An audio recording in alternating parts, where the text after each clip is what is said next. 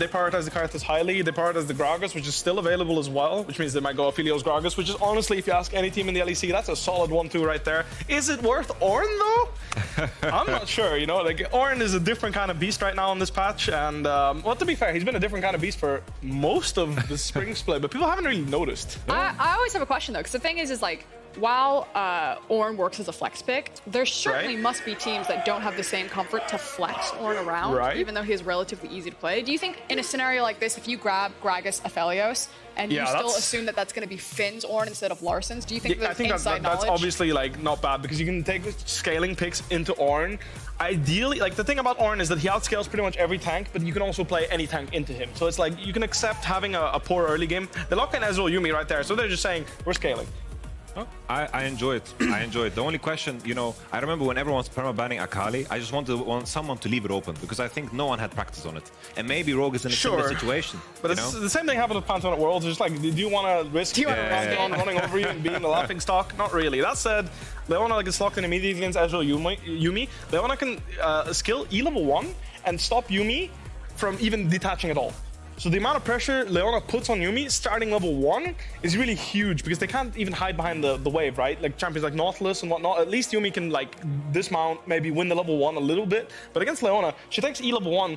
When Yuumi gets rooted, her W goes on a 5-second cooldown, whether or not she's been in or out of the champion, which means that Leona as a general champion hard counters Yuumi. It's also a great comfort pick for Destiny. I'm curious if they're going to try to pinch the Misfortune away, because you would assume then that would be the grab for upset, or do you think that there's another champion that could possibly Alphari, Aphelios is already locked in, so I think he's quite happy playing Aphelios in the bottom lane. I would assume that's not going anywhere else. My assumption that Aphelios wouldn't even get through the picks ban. So Kled gets banned. They respond with Aatrox ban in order to not get Aatroxed on 4. I'm guessing that's for the Ornn. Gragas also gets banned away, makes sense. Olaf blind, Olaf into Gragas, something Inspired likes playing. He's probably respecting Xerxe to be able to play the Olaf. So honestly, it seems like a pretty reasonable draft here. They go Renekton, which I honestly think that's a terrible pick. Set is open, no? Maybe Like Set into Ornn, no? I mean, I think there's... I don't think anything that wants to break Ornn is good into Ornn, because that's exactly what Ornn wants you to do. He wants you to try to break him. So when you're picking a champion like Renekton and you're just openly... Like, Renekton into Ezreal, Yuumi, Ornn is like... You've got... Usually Renekton has like 20 minutes. Against this, he has about 10. Like, he's honestly not going to be a champion as soon as level 6s are reached, because Yuumi's ultimate, Ornn's ultimate, they make it so hard for Renekton to play the game. It's very strange that Renekton. The question is, you know, both of these top lanes would even play Set, right? It's a flex, but it's such a bad flex. Like, why would you want to flex Renekton there? Getting the LeBlanc lease in on 4-5 means that Renekton has nowhere to go. He's never happy. He's going to be put Kingdom. He's going to get put in the top lane, and he might be 20 CS up, but he's going to be utterly useless against all these picks. So maybe Alphari is good enough of a Renekton player to make it work, but into this mid 2v2, there's no chance Renekton can go mid, in my opinion at least. Maybe it's also really hard to pick a mid laner into this. Yeah, Gragas jungle.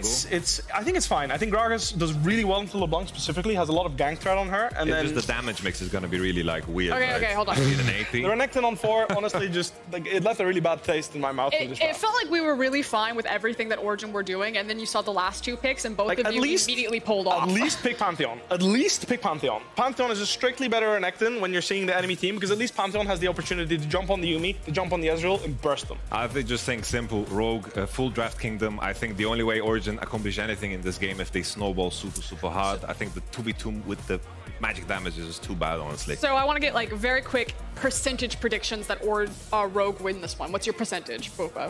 I think it's 50-50, because the bot lane matchup is still a flip. Like, I think Ezreal Yuumi into Aphelios Leona, like, Gragas has prime time going down here and making something happen. And if that actually happens, then it doesn't matter what's happening on the other side of the map, because Aphelios can take over any game.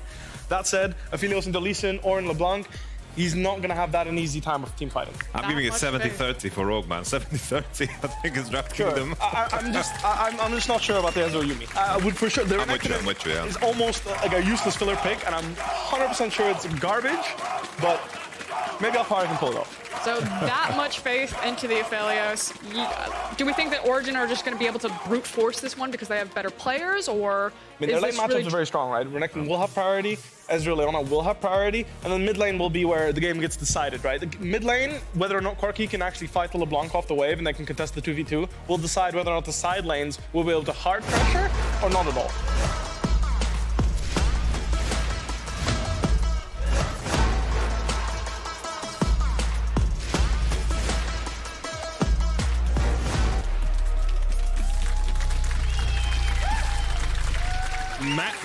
Match of the week here between Rogue and Origen.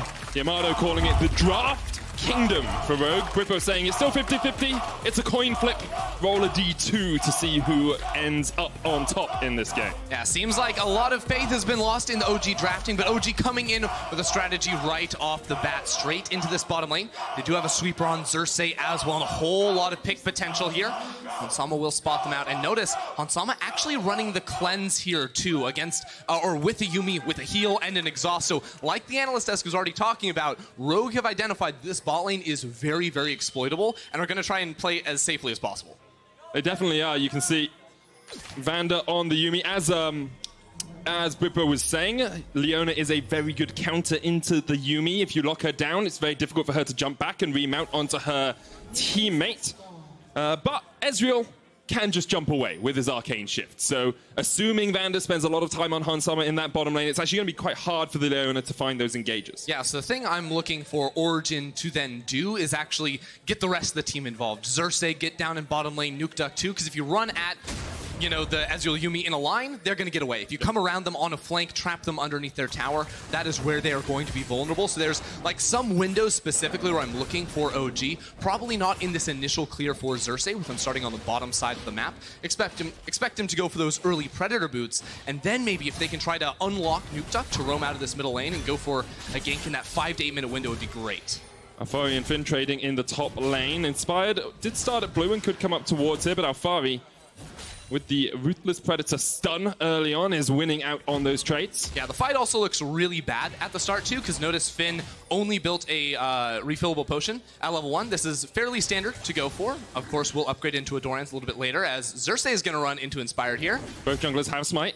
And the red buff resets. Meanwhile, in the bottom lane, Vander has been jumped on by Destiny. You can see Destiny using the Aftershock to try and tank that up. Hansama unable to connect with the second Mystic Shot, so ends up being a worthwhile trade for the Origen bottom lane. Meanwhile, Inspired is still here, but it's really hard to steal any camps away from a Gragas. He can time his W with just a ton of percent HP damage, as well as that Q and the Smite all in combination, so not the easiest thing to pull off. Refocusing down towards this bottom lane, because we saw Destiny jump on Vander right at the start. I don't think that was a great trade from him. He, of course, had to use a potion, and honestly, a lot of the poke that you put down onto a Yuumi doesn't stick inside the lane, because when you go for the all-in, you're going to have to hit that ADC, so we'll be looking to Destiny to jump on Hansama for the rest of this lane. I think Destiny actually used the Ignite in the lane as well, that's a big cooldown to have lost, because you have the Zoomies heal from the Yuumi, you've still got heal on Vander and the exhaust as well, so you really wanted that Ignite to try and get the burst damage in. Well, really good news for OG's side is that Vander, you can see, is almost completely out of mana after trying to spam heals on Hansama, it seems,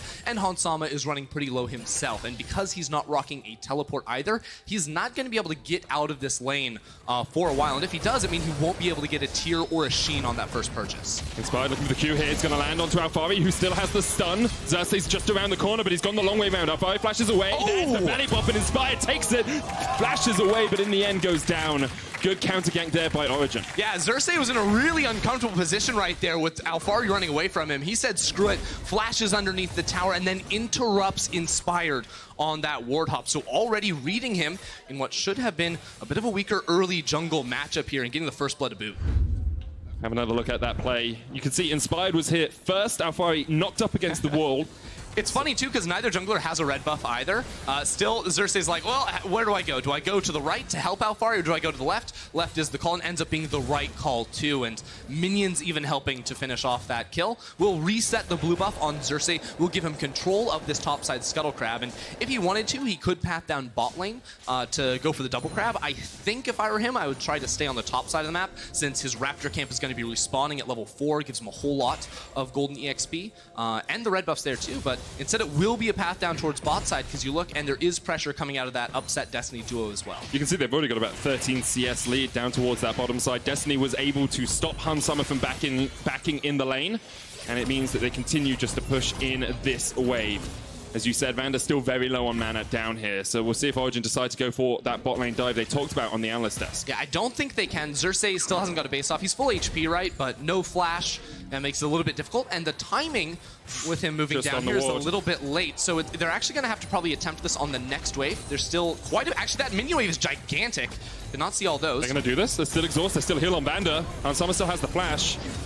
Upset. Ignite's just about to come back up for Destiny as well. Oh, they're going to go for it. You have to feel Origen trying to up the pace, up the tempo, get some early kills here in this game. No, the TP teleport goes in the used mid. by Larssen in mid lane.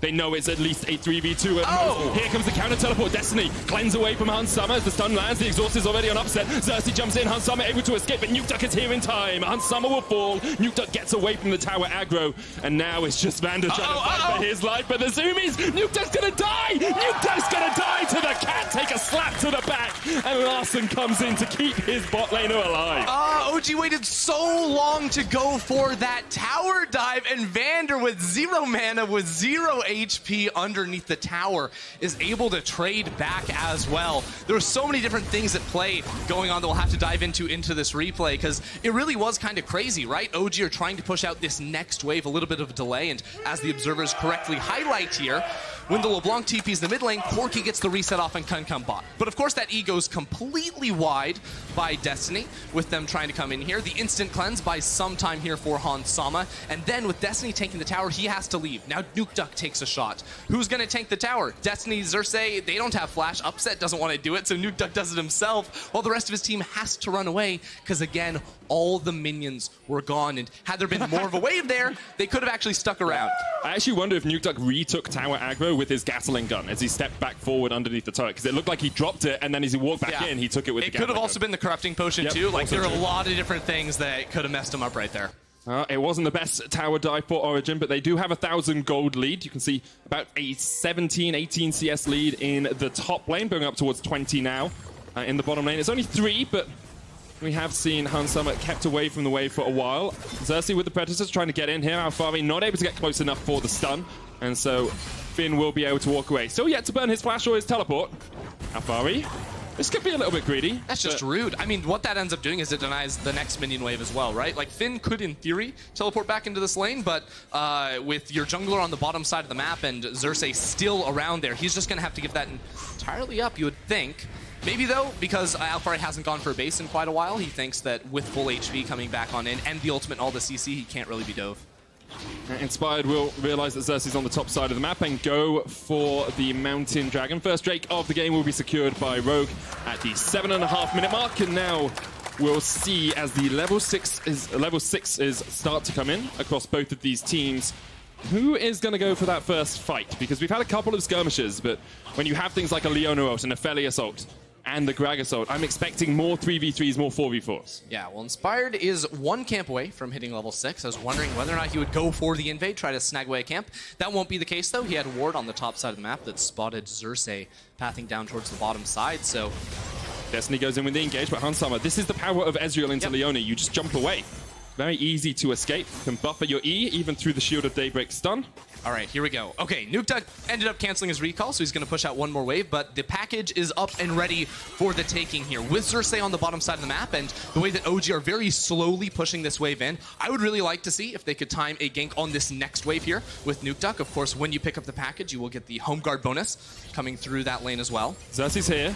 Destiny going in with a Hex Splash, but here comes Inspired. Oh, just kicks Destiny away, but Xerxe doesn't have the barrel, knocks them back. Inspire has to flash away. Destiny jumps forward onto Hans Summer, and Vander dismounts. He realizes his AD carry is done for, and he will just retreat to Inspired. Good play from Origen. Yeah, Origen jumping on a couple different people right there, but it worked out in the end, and they locked down Hans Summer, denying a minion wave again. I'm really happy to see how OG is playing this early game. I mean, specifically, if you put a lens on towards Xerxe, he was a jungler that was so hyped up coming into this year as one of the leaders on this team, one of the players that was supposed to take them to a very high place in the standings, but he has not really lived up to that hype for me. He has not been super active in the early games, and I just really like how he has identified that he needs to look for these dives around the bottom lane, and he's just denied so many minions from both Finn and Hans Summer.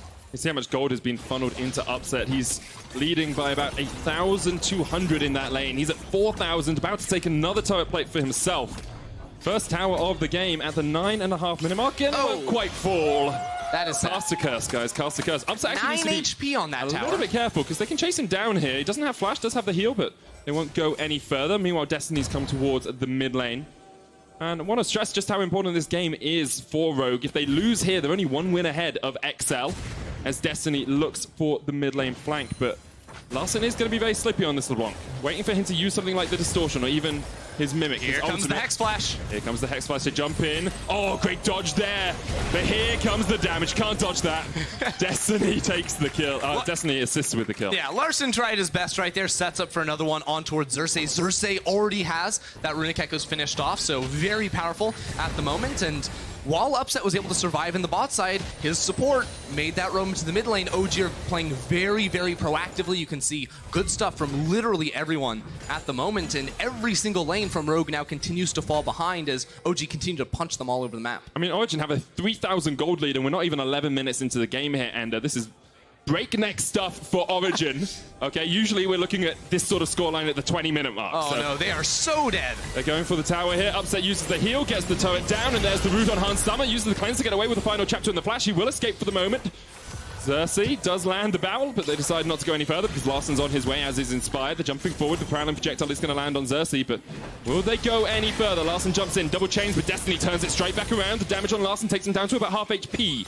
Origen able just to continue their slow march back towards their turret. Destiny takes a little bit more damage, but you just can't find the connections here. Yeah, Rogue are so hungry to fight back in any way that they can. That's, you know, 2 turret plates top, 2 in mid, the entire tower down bot side as well. So OG already building up quite an advantage. Honestly, I'm surprised that Rogue's bot lane got out of that one safely, but I suppose when you have a heal and a cleanse and a flash, they didn't even need the exhaust. Yeah. They still held on to that one. They're going to be all right this time around. Final chapter doing work there. Yuumi, of course, so prioritized in a lot of drafts these days because of her ability to keep people safe, but also her ability to sit on a bruiser late game and just continue to buff them up. Yuumi Ezreal is something we see. Yuumi Olaf, Yuumi Aatrox can work very well as well. Expect it to be mostly Hans Summer that Vander is coupling with this game. And a few minutes ago, we saw Inspired start up the Rift Herald. He wasn't able to take it, so Xerxe now is going to start it up for himself. Origen have pretty much complete control of this game at the moment, actually keeping their bottom lane down towards the bottom side, even though that turret has fallen.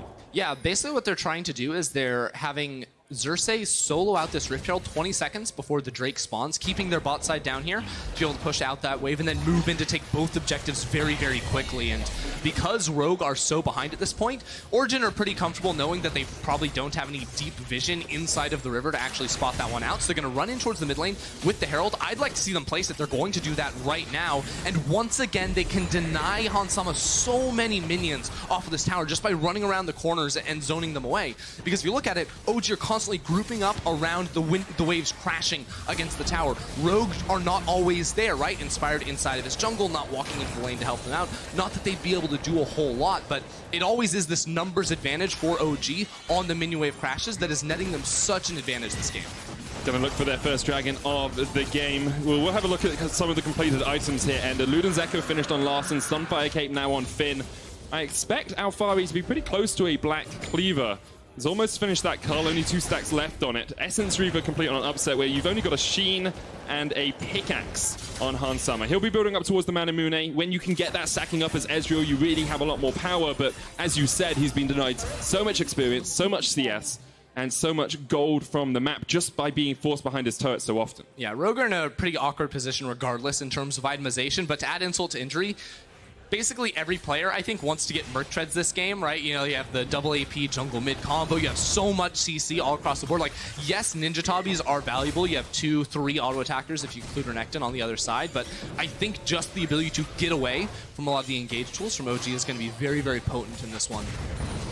So let's talk about sort of next steps for these two teams here. And we see Origen very much in control of the game. 5,000 gold ahead. It feels like they can kind of just push lanes that they want to push and force Rogue into bad positions, but is there a point at which Rogue can come back into it? I think there are some tools, like, right, the analyst desk was talking a lot about how this Renekton pick eventually shouldn't be able to do a whole lot, and, like, eventually Hans Summer should have, you know, the money to sort of survive that initial burst. Like, he has the cleanse, right, so he should always pretty much be able to get away from the Renekton, but I don't think Renekton's the pivotal pick, because you always have Destiny and Xerxe teaming up to try and, you know, find you underneath your tower, so they need a lot of time if they're going to survive. Larssen steps straight into Xerxe's face, but is able to dodge away with the distortion. Upset on his way up here as well. He will be spotted on that control ward. Inspired has joined the party as Nukeduck pushes in the wave. It feels like Rogue could give this one up, but instead they decide to defend.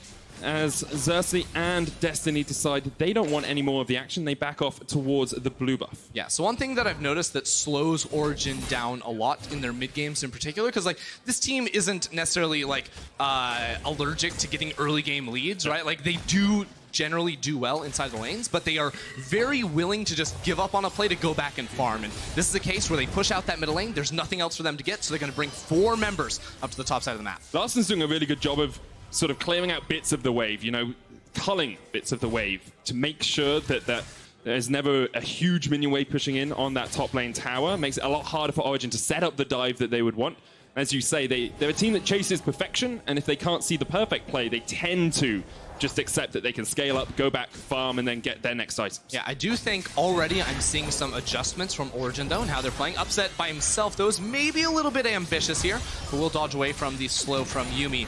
What I actually really like to see them do is these sort of full map shifts, because it's not just looking for the tower dive and top lane. Like, even when plays aren't happening, they're doing a lot of good things. If you noticed, like, bot lane originally, Alphari pushed all the way into the tower, and then rotated up to pick up mid lane as well. And what that was trying to accomplish was to allow OG to put 4 members in topside to burst down that tower. Now, it was a little bit slow, and Rogue were able to clear away that wave, so Nukeduck ended up resetting and going bot side, but this idea, OG are going to try and do again and again. This time, it was Nukeduck in bot lane pushing it out. Now he comes into mid lane, and that full shift of pressure allows OG to again have 4 members in the topside jungle and take down that tower, while also funneling resources into their solo lanes.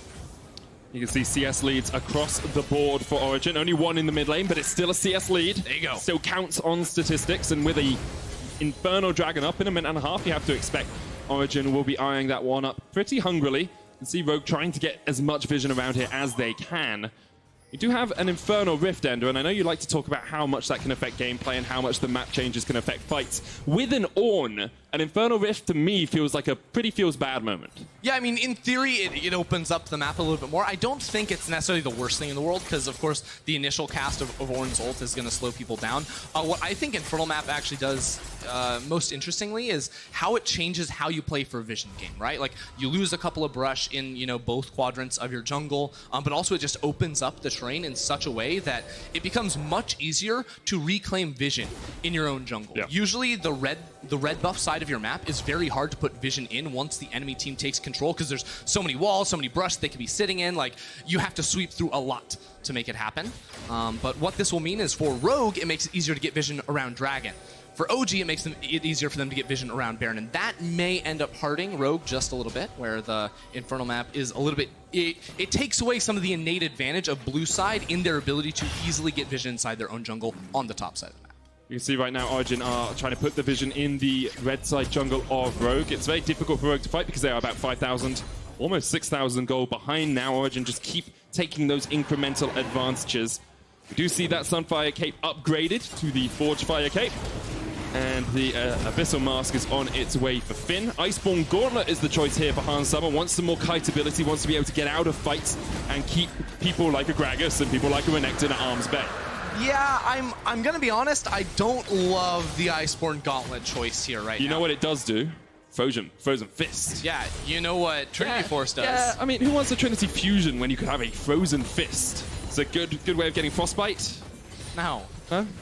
No, I want him to get the damage, right? Like, he's doing the damage on this team. He needs to have the poke. And honestly, like, OG have so many, like, blinks to get on you that I don't think the slows are going to be super, super valuable for him. Like, of course, what it means is like, a cheaper second item. It gets him into the Blade of the Ruined King a little bit faster. But again, you don't have a ton of HP stackers on the other side with, like, the Gragas inside of the jungle as opposed to any of these, like, fighters or tank junglers. So I think he would have been better off to go for that Trinity Force. I understand your reasoning, especially since you have a lot of slows and a lot of disengage on your team anyway, with the Yuumi, with the Ornn ult, and even with Inspired using his kick as a defensive tool if needed.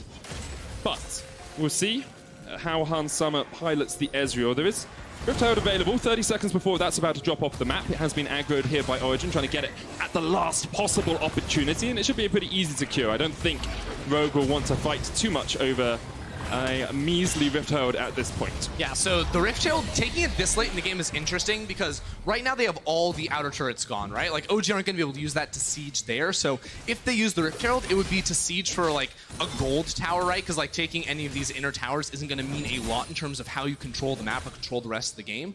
What OG can use that Rift Herald for, though, is to either set up a pressure point on the bottom side of the map if they want to make a play around the Baron, or, you know, in 3 minutes' time when that Infernal Drake is spawning, they could do it on the opposite side.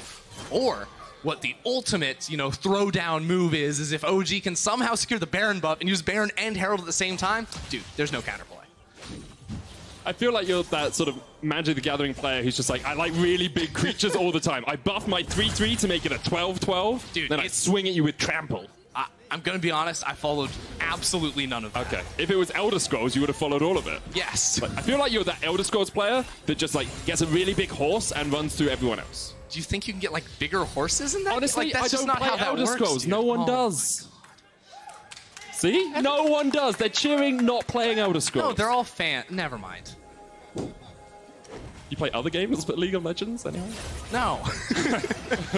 Inspired goes in with a kick. Well played, Xerxe shut down. Perfect timing to get us out of that train of thought. Good stuff from Rogue. Second kill of the game for them. And now they will use that time that they have a man advantage just to get some vision control around the Baron. You have to feel they're on their way up across there. A litany of wards, a slew of wards in their own jungle, but yet to see them in the river. Yeah, right now they get that nice pick. I honestly missed a lot of the setup because you were talking about the Elder Scrolls, but hey, you know, sometimes that happens. What this will accomplish for Rogue, though, is just, you know, more time, as you were saying. They need it, like, Rabadon's soon to come through here for Larssen, and eventually, I think there could be a point where now that, like, Ezreal has 40% CDR, perhaps, like, you are going to start outranging a lot of the characters on the other side, right? If you're landing Qs as the Ezreal, you outrange the Aphelios on his auto attacks. If you're landing them, like, you outrange the Corki, too. So, like, this is a game where there's a ton of pressure on Hansama once his itemization starts to come through and he starts dealing significant damage in these fights, especially with the Yuumi on top of him. He will be a force to be reckoned with. And yeah, as you said, Origen don't really have any health stackers, so every one of those Mystic shots is going to hit hard and hurt. Rift Herald was used here. It's just the gold Herald, as you said, just trying to take down... Yeah, I don't know about that one. Okay, well, maybe... Seems like it was timing out. Well, and also, push. like... They're going to push? They're going to push into the top lane here. This is Rogue a little bit late on the response. Rift Herald is stopped for the moment at the minions. Inspired's going to get hit with the Zenith Blade, jumps away. Here comes the call of the Forge God. Destiny pops his stopwatch. The Rift Herald's going to charge in on that inhibitor tower, and he manages to flash out because Finn mistimed the knock-up. And now with the Rift Herald pushing in, Origen are going to open up the inhibitor turret. That was more mistake than anything else you have to feel from both teams, but Origen will rub their hands very happily with the inhibitor down in the top lane at 23 minutes. Yeah, this is a really interesting game state now for Origen, right? Because you take that top lane inhibitor, which will give you pressure. Now they're going to get scouted out. Oh, that actually gives Rogue false information. They don't think Baron is getting started up. Smart move by Inspired. Still, nope, not going to run into the river. Oh, no.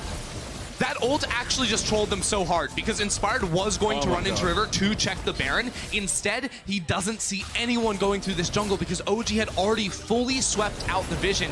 OG get a free Baron. They have the top lane inhibitor down as well. What could have been a tough situation for them has now been a massive win, and they should be able to convert this into so much more. Origen now have a 7,000 gold lead. Essence Reaver and the Runaan's complete on upset. Gargoyles just finished on Destiny. Nukeduck has his Infinity Edge as well. It's going to be so difficult for Rogue to fight back against this. There's an Infernal Drake as well. We're going to have a look at the vision supplied here by Hansama's ultimate. So right now they have no wards inside their jungle, and it sees nothing. Oh my goodness. They were right around that corner on the left too. Ping comes out, and then immediately Origen just started up. Boom. Aphelios with the white gun too, so like he's going to be able to burst that down super quickly. And honestly, if Origen hadn't been able to convert that into a Baron pretty quickly, I don't know if that play favors them. It was a very early inhibitor on the top side of the map, so Rogue could have used that lane to farm pretty safely, and then also not be stranded on the opposite side of the map to that Baron objective. But instead, now they are going to have big pressure coming through from the super minions top side, and now set up the siege down towards bot. Remember at the 10-minute mark when I said 1-4 for Origen? This is very blistering pace for them. Had a kill in the last 14 minutes, Ender, but Origen have just continued to get the gold lead further and further ahead, and it's so hard for Rogue to fight against it. Larssen pushed out the top wave. He's now here trying to defend the bottom. Baron upped minions make it a little bit tricky for Rogue to find any sort of engage, but Finn has the call of the Forge God. Could look for a fight if he wanted. I will say OG are a bit overly grouped right now, really committing hard to the 5 members in the bot lane. Just basically donated 2 minion waves there to Rogue. That's about a minute off of their Baron buff that they're not going to be used. While top lane had previously been fully pushed by Larssen, so the super minions, while they are stacking up, right, you're going to have 2 big ones in that top lane coming in now. That isn't super useful to Origen yet, because mid lane also wasn't pushing either. So now the wave will finally come in, and if they can set up a trap, it's going to be really, really good. Oh, good dodge out from the Moonlight Vigil. That had the Graviton. That would have rooted if it had connected, but Hans Summer, quick on the finger, quick on the trigger to jump away. And now Origen looking for the catches once again. You can see Rogue, total darkness, no vision at all in their own jungle. Really no awareness of what Origen are doing, apart from the fact that they are sieging the base. And now that is the 7th tower of the game for OG. And Rogue have to get back and defend their Nexus turrets because there are super minions pushing in. Origen going to push in towards the mid inhib. Upset with the Calibrum, the range on the sniper just being able to harass down that turret. Yeah, that's going to be the end. Oh, they're actually going for the fight. Call of the Forge God inspired, looking for the flank, misses the Sonic Wave though, and upset with the QSS is able to get away. Alphari has a flank position here, but instead he just goes back towards the bottom lane. The final chapter didn't land, and perhaps that's the last page in the book of this game for Rogue, because there are super minions on the base. There's Alphari in the bottom lane. Larssen trying to jump forward, do what he can, but you really can't find the engage that you're looking for. Alphari still down towards the bottom side. No one's answering him. No one's going down there. Yeah, Rogue eventually will go, but Rogue are just sitting there, right? They wasted all their engage options in the mid lane, did not end up pulling the trigger, so that tower almost goes down. And I feel like if Rogue had not called in the Forge God there, OG were just going to leave. Their Baron was timing out, but now those towers are going to be low and won't be able to regen over that 33% threshold on the tower. Still, you have to assume the wave clear is good enough, but on the cannon minion, a couple of ranged auto attack, there's just need some poke damage before that knocks down. You see Origen, all they want is a little bit of chip each time they step forward. They don't need much more than that. Hans Summer's still very healthy. I think he's going to go back and get a Blade of the Ruin King here. Sitting on the Bilgewater Cutlass, that will be a big spike in damage from the Ezreal, but will it be enough? He can get it upgraded by Ornn. I'm actually not sure what the Blade of the Ruin King upgrade is called. We'll find out in a minute. I can't remember. Oh well. 2 Blades of the Ruin King. 2 Blades of the Ruin. That used to be something you could exploit. Not anymore. Now, OG. Look, that Baron was less than ideal. I'm going to be honest and say they weren't actually able to break into the base any further. I think they stalled out a bit on how they managed their waves, especially towards the start of that Baron buff. Regardless, though, they are on soul point. So even though that Baron didn't convert into much, the Infernal Drake is going to be coming up in a minute and a half, shortly followed up by that Baron buff, and they are strong enough to continue to win a fight and use those 2 buffs to try and close out the game on that next attempt. But the inhibitor has respawned for Rogue, so they finally have the ability to reclaim some territory on the map. Nukeduck, the only level 16 in the game at the moment, has so much damage from those cannon barrages. If you can connect with them, Predator was used. Xerxe puts the control ward in the bush as Finn steps back. It's a 5v5 in the mid lane. Both teams don't really want to play around side lanes right now, because that Infernal Dragon is up in just a minute's time. Alphari with a flank, but he's on a ward. And at this pivotal point in the game, I have to remind you, it is the might of the Ruined King. It's an awful name. That Hans Sama does have now. I do actually like the pathing from Inspired. He's getting really clever on this Lee Sin because the engage options aren't fantastic from him to come around on the wall, but look at OG's rotation in towards the bottom lane. They're just saying Nukeduck can defend versus these guys if he needs to. We can give up 1 turret. We're not going to lose too much from it. Also, Rogue have to get through 2 more towers, and this HP bar is so low that OG have just walked straight through that bottom side jungle side. We don't care about top side vision. We're just going to take that with ease now as they expose another inhibitor. And it pulls Rogue out of their positioning as well. Now Origen can push through this red side jungle, get all the vision down they want with only 20 seconds left on the Infernal. Yeah. You can actually see Larssen, Larssen TPing into the mid lane here as they try and get pressure on. So this is a big deal. This is a really big deal. Larssen just finished off his Void Staff. So this may be the only fight where itemization is relatively even for Rogue at this point. 3 on the mid lane, 3 on the AD carry too. We already said Hans Sama needs to stay alive in these fights, avoid the all-in dive from OG, and then Rogue have a chance. But it's going to be really hard if they get locked inside of the server, especially with OG coming around on the flank. Here we go. Dragon down to 4,000. Origen stepping forward. Solar player hits on Inspired, and there's the Zenith Blade follow-up. You can see the damage already as Upset goes on a killing spree. Call of the Forge God is coming down as Upset gets locked up with it, but Larssen's already down to half. The chains connect, and he gets one. Finn still chasing onto the backline, trying to get onto Upset, but he can't quite do it. True shot barrage isn't quite enough as Upset eats the honey through. Alphari now has the flank onto Finn, onto Hans Summer, onto Larssen, but Hans Summer is able to get away with the help of Vander. Now it's still a 4v4. Finn still has the flank. Upset still low, but you can see Larssen's been chunked out as well. Vander jumps back onto him and heals him up. Yeah, they're just playing off of skill shots right now. You can see, even with Inspired going down immediately, Hans Summer can do so much work, but their jungler is down. Xerxe is alive and has a smite, so Rogue are trying to keep him enticed, but there's a TP coming in on the bot side. It will not be a flank attempt here. Both of them. From Alphari or Nukeduck. Instead, they will just group up and try to take down this objective. Inspired's back up, but he's decided to try and help out with the bot wave. Finn on his way, no Call of the Forge God for him. There's no smite here. That's the soul for Origen. They get the Inferno, but Finn finds the engage. It's only onto Xerxe. Upset still alive on the back of the fight. You've got to watch that Aphelios. Destiny has a flank position. Yeah, Rogue need to back away and sprint straight to the Baron on the top side of the map. Inspired has respawned, and Xerxe is going to be dead for another 30 seconds. OG get the permanent buff. They get the Infernal Soul, but it's now Rogue's opportunity to start up this Baron, and their best bet, honestly, is for OG to try and fight the 4v5 into them. Crucially, though, Vander has almost 0 mana, so this Yuumi is not going to do basically anything. That's so key. Here we go. Here we go. Origen looking to see if they want to fight the 4v4. They don't have to take it if they don't want to. Finn has the ult still on cooldown. Hans Summer, he's healed straight back so up. much damage, but OG have no flashes, and both Larssen and Hans Summer have theirs. This should be a one fight for Rogue, but they're stalling out so much. Larssen unable to find the connection onto Nukeduck that he wanted. Rogue forced off the Baron, and now Origen have the fast track to the mid lane. Rogue, you got to get back, you got to defend. Call of the Forge God did just come back off cooldown. Maybe Finn uses it for wave clear. Yeah, I wonder if OG just turn around after taking this tower and go straight back to the Baron. Finn is still very, very low here. I think that may be their highest percentage play. Instead, they are going to commit towards this objective. Could be looking at a fight very soon. Inhibitor goes down. Origen go down towards the bottom side as well. They just have the fast track. Just gonna take everything. Every single inhibitor is exposed. Rogue aren't pulling the trigger. They're not using the Call of the Forge God, but in the end they do. Knock up onto Upset. Hans Summer and Larssen trying to jump forward. Destiny misses the Zenith play, but you can see the final chapter really doesn't do too much. Origen now on the back foot as they retreat, but Rogue, you used your one engage tool and you didn't find the mark. And you still have to fight into this Infernal Soul. The items were finally starting to come through from Rogue, but now it feels like everything is stacked against them. Their window, where they were in control, where they had the ability to fight back, truly from, an advanced position there, was at the Baron, but they were not willing to commit to that. Instead, stalling out, saying, "Give us more time." This is the play in that bot side jungle, or in the bot again, and it just doesn't all connect for them, right? Rogue get double cast away by Xerxe there. The lost chapter is just final chapter. It becomes a lost chapter, going into Narnia in the bot lane, right off the side of the map there.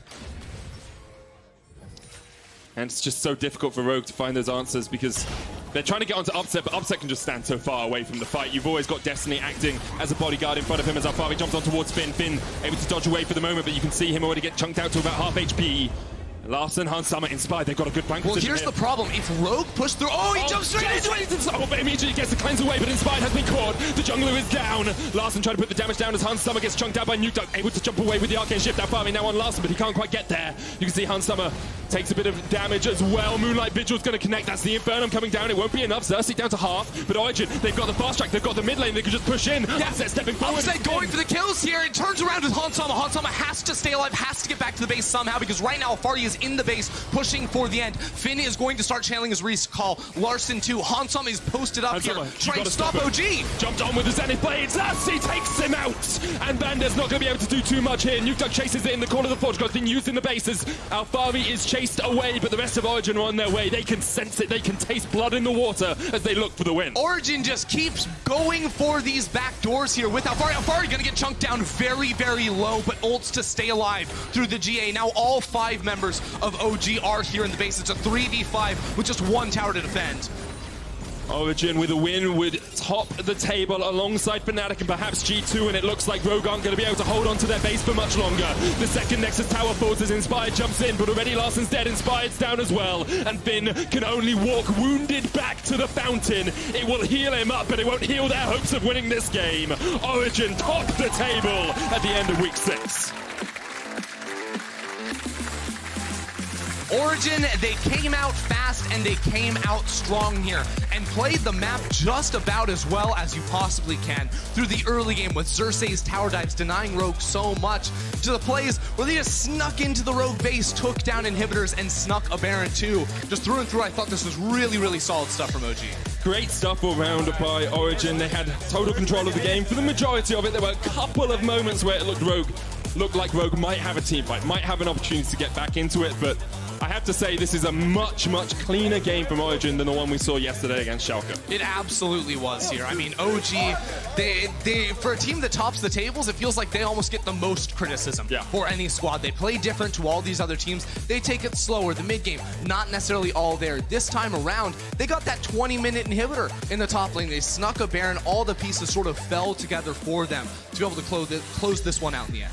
Rogue will obviously be disappointed because now they sit tied with Mad Lions at 7 and 5, and that's only one win ahead of XL eSports. They will really need to win in these next few weeks. You need to take games off of the teams around you, off of the teams just above you if you're going to make it into playoffs. And we are looking at a very close, very exciting race for that 5th, 6th spot. You said XL, Rogue, Mad Lions, all sort of in there, all vying for playoff contention. It's very likely only 2 of those 3 teams will end up pushing through. So these coming weeks going to be super pivotal for them. When we return, Booper tells you more about Origen's win before Finn joins us at the castle desk for G2 versus Vitality. Don't miss it.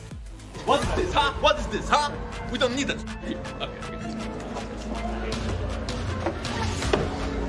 Much appreciated. Good luck.